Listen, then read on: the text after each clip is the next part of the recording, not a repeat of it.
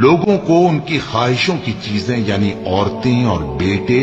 اور سونے اور چاندی کے بڑے بڑے ڈھیر اور نشان لگے ہوئے گھوڑے اور مویشی اور کھیتی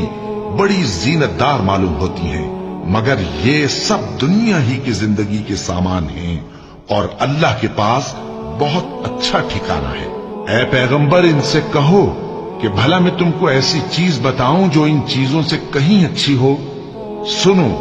جو لوگ پرہیزگار ہیں ان کے لیے اللہ کے ہاں باغات بہشت ہیں جن کے نیچے نہریں بہ رہی ہیں، ان میں وہ ہمیشہ رہیں گے،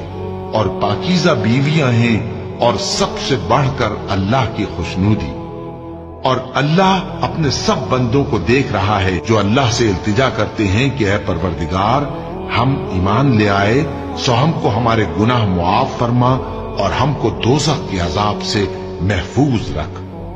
یہ وہ لوگ ہیں جو مشکلات میں صبر کرتے اور سچ بولتے اور عبادت میں لگے رہتے اور نیکی میں خرچ کرتے اور اوقات سحر میں گناہوں کی معافی مانگا کرتے ہیں۔